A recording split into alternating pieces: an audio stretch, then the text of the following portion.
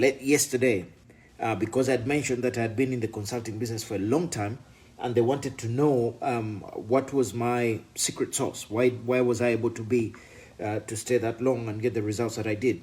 And I can put it to one thing. I cared about my students more than any other coach, consultant, speaker. I cared about their results more.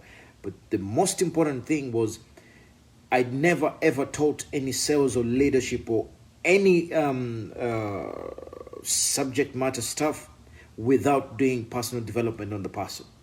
Okay, so I always made sure that all my sessions started with personal development, people taking action, people looking within.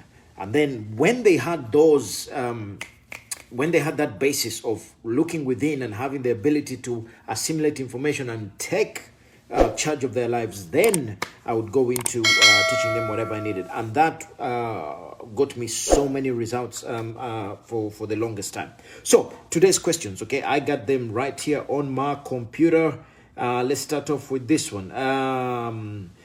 Hi, help me. I'm having trouble when it's time for me to ask the basic obvious questions. My mind keeps running ahead or try to resolve the issue. Any tips on how to notice and stay in the obvious? Okay, number one, be present. When you prepare for your sessions, become present. Number two, script it out. Okay, yes, you want to rush, but take the focus off you, put the focus on your client.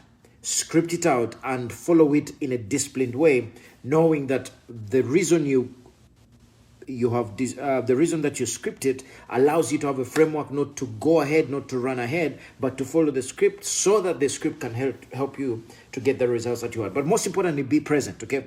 Catch yourself, be present, and be the kind of person who says, you know what? Yes, I am in charge. I'm going to take my time and I'm going to help this person, whoever is in front of you, to get to the end result following whatever. Now, of course, if it comes to a situation where you can get somebody a quick result, you don't have to go through the script, then you might as well, as long as it does not jeopardize your ability to get that result. Next, hey coaches, I have a question. How do you start your conversation with a new client that you are meeting for the first time? Now, a new client that you're meeting for the first time, if it is a client, I'm assuming that obviously they went through some kind of survey or they gave you some kind of information before then. So it is good to start from there. Go check them out, find out, one or two things that you could use to break the ice, okay? And that could be, a personal thing, or you might notice they might come in, compliment them. Start the conversation like you'd start it with a long lost friend, okay? Don't complicate it. Be yourself. How would you do it if you were finding somebody for the first time? If you are meeting your long lost friend, okay, you'd come with enthusiasm, you'd come with love, you'd come with an open heart, open mind. Boom, you'd say, hey, so good to meet you, my man, my gal, how you doing? Good to see you, man. Finally, we meet up. Hey, by the way, I saw what you did yesterday. Oh, hey, I love that orange coat. Oh, hey, guess what? I know you are a Lakers fan, whatever it is. Break with something and then get into what you need to do. There's something I learned from Brendan. Every interaction you're going into, take 5 or 10 minutes to just stop and run it through your mind, prepare, ask yourself, what kind of energy do I want to show up with in this interaction? If you're going into a sales meeting, you stop outside, you prime, it's called priming. You prime yourself. How do I want to show up? What kind of energy? When you're going back home from work, before you enter the house, ask yourself, what kind of energy do I want to enter my home with? Because the energy from work is totally different from the energy that you take to your kids or that you take to your wife or whatever it is. So prime yourself before that conversation and then get in and be super effective the way you're supposed to be as a coach, okay? Next one.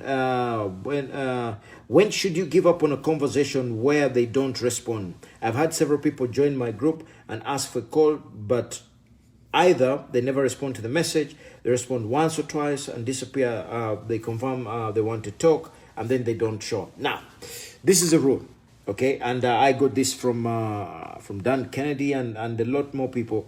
I have a guy who I bought stuff from and they followed up with me 24 times. I got a piece of contact 24 times, either by email or by text or by, actually there's a gym that I visited, I think early December, because I've just moved into a new area and I was looking at the different gyms and I visited 3 gyms. No, 2. two gyms, okay? A gym is a gym, one is quite big and old fashioned, but they got good equipment. They've got a certain class of people who are there, and then there's another one. It is a little bit smaller, but it's got a hippie kind of feel to it. Now, both gyms, I told them what I was looking for is same conversation, spoke to the same people, all right, gave them the same results. One of the gyms has texted me and or sent me an email and or tried to call me, okay, since December up till today. Every other day they remind me about the offer, they remind me about my body, they remind me what I could do, okay, up till today, all right? And they always put, if you don't want to receive this anymore, you can I think you can say stop or something, but I'm letting it go because I want to see how insistent they are. But also I could clearly tell the different energies from the different gyms. The other gym is hippie and hype and is busy, and when you enter there's a certain kind of burst.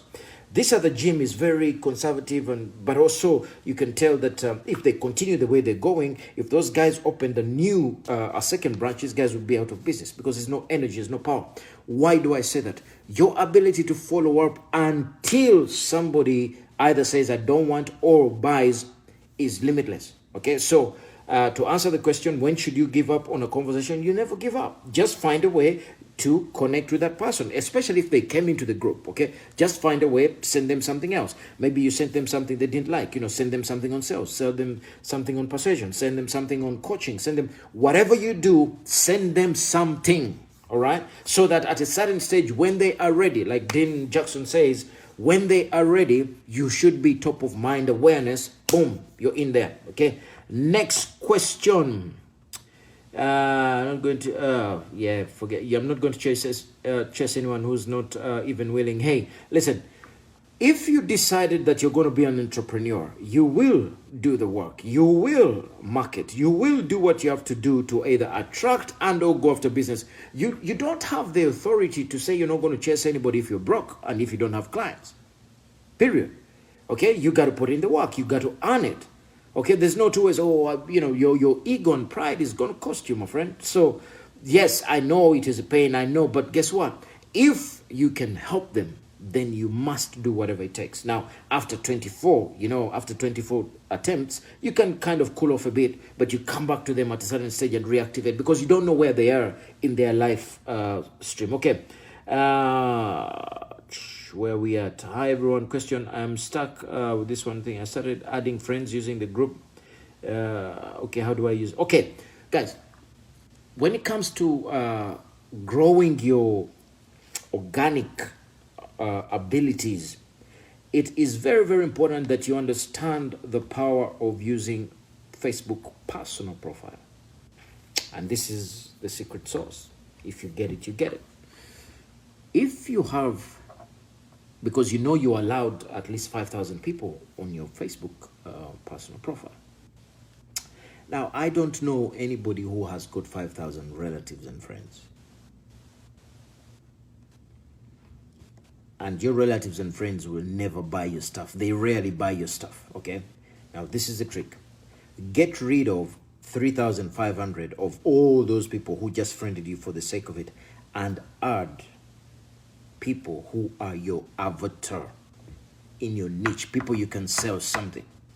And after you do that, because you're just starting and you don't have the money to advertise and or put in ads, begin to post your information in your personal profile every day. That means that if you grow your group to 5,000, you have 3,500 possible clients who you are marketing to every day free of charge. Boom! And when you get money and you can put some money to it, jet fuel, fire, then you are advertising to people big time. But for now, the thing is, get rid of people. You have people who are your friends you haven't spoken to in years. Go in and clean it out, okay? Only have your very close. And by the way, some of you, oh my God, I can't post in my Facebook because of, I don't want so-and-so relative, so-and-so. Create a different list.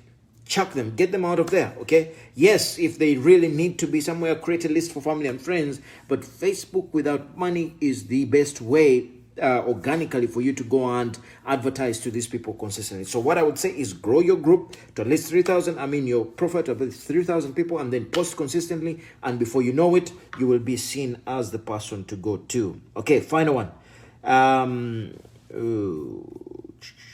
Which one? How do you handle when a client's behavior in a session is non-responsive and or triggers the flight response from you? Okay. I always say that clients are going to behave the way that you allow them to behave. Okay. And yes, please hear me out before you jump and say, oh, no, please hear me out.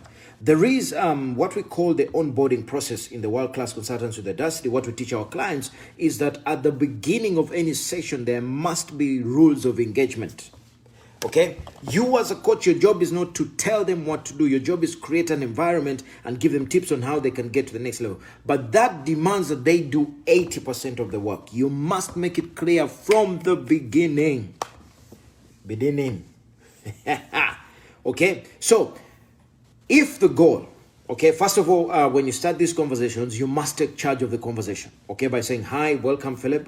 Today's conversation is about this step of the coaching. This is how it is going to go. I am going to tell you this and this. Then at the end of it, you'll ask some questions. Your role is to do A, B, C, D. Now, obviously, if they have certain questions that are outside of what you need to do, you bring them back in. Number two, if you are intimidated, then you might want to ask, are they asking things that are related to what you got them in for in the first place? And are they also, or are they veering off? Okay, because if they're related to what you need to do, then you need to be the subject matter expert who then says, hey, I know what this guy's going to ask. So there's no point. Why should you even be worried? Okay, that's why I said the reason that many people are going to struggle is you get into a niche which you don't know very well. You're struggling with it, and then of course you're going to get people who need help and you can't help them. Now, should they ask you? I don't know everything, but sometimes when somebody asks me, I'll say, hey, you know what? I'm going to get back to you on that. Then I'll go and do whatever it takes to be to come up with an answer. That's the way I would do it. But for now, let us first deal with a person who is not doing what they have to do. And like you say, they have a negative behavior towards your sessions, okay? You got to reel them in very, very quickly by laying down the rules of engagement. This is how the session goes. This is how we rock and roll. This is what is expected. This is what you got to do. Okay, now if they do go outside of those rules the first time, you tell them, hey, you know what? This session did not go very well because I felt you are not. Is there something I can help you with? Just get a feel of what's going on. Sometimes people have got some problems that need to be dealt with, but they don't know how to express them. Therefore, they might, just come off in a negative way. Your job as a coach, speaker, trainer is to be able to see those signs and to be able to read the language and body language to see if there's something behind what they're saying. Sometimes people will lash out or will be difficult because they don't know how to express themselves.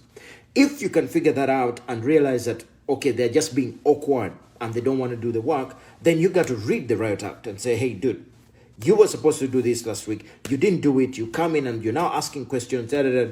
This cannot continue. If it continues 1, 2, 3 times, we're not going to have a relationship. Okay?